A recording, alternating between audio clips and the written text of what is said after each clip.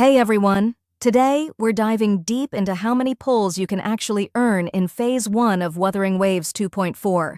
Buckle up, because there's a ton to unpack. It's gonna be a grind, but seriously, it's so worth it. Quick heads up before we get into it, everything event-related comes straight from official sources. But the exploration rewards?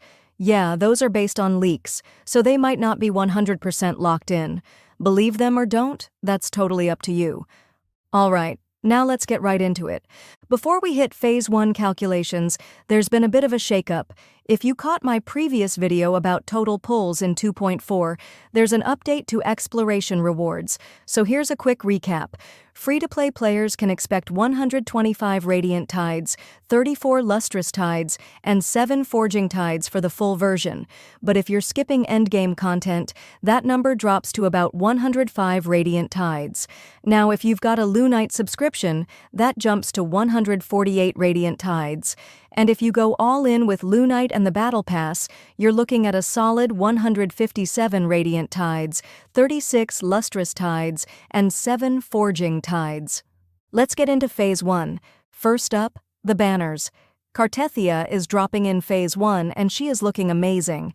A 5-star arrow DPS who wields a sword and can switch between Cartethyia and Fleur-de-Lis forms during battle.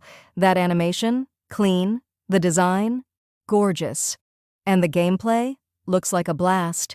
If you're planning to pull for her, best of luck. She's gonna be a hot pick. Alright, let's talk numbers, because let's be honest, that's what we're all here for.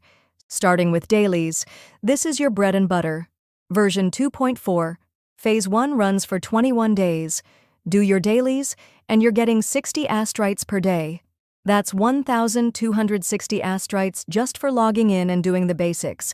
Consistency pays off. Now for quests. We've got a brand new main quest, Shadow of Glory.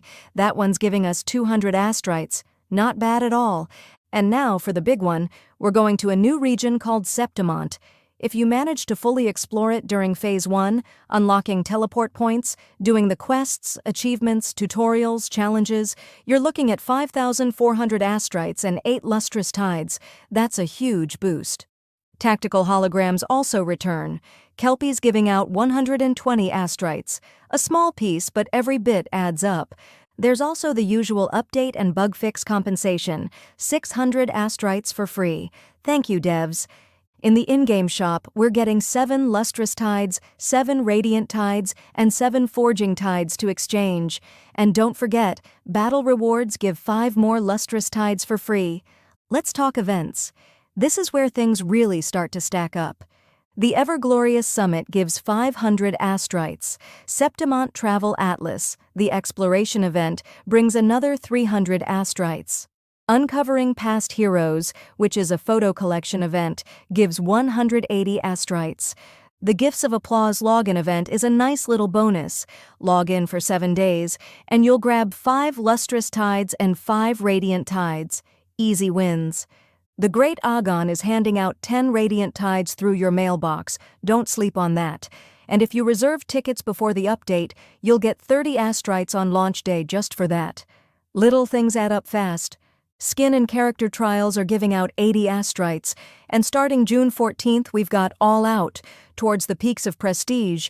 This one's an Echo Combat event with a card game twist. Super unique. It's rewarding a massive 1,200 Astrites.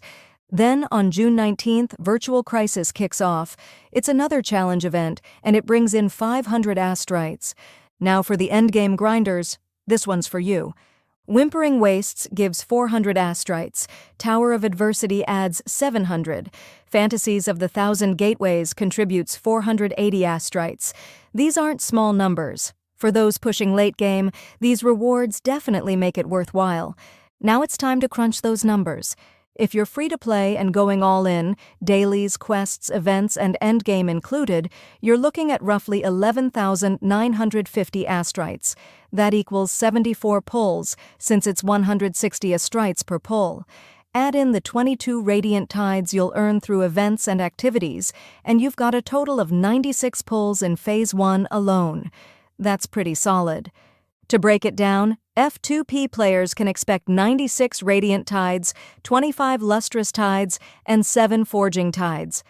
If you're F2P but skipping the endgame stuff, you're still walking away with 10,370 Astrites. That's 64 Radiant Tides. Add the 22 Radiant Tides from events, and you're sitting at 86 pulls. Still a very respectable haul.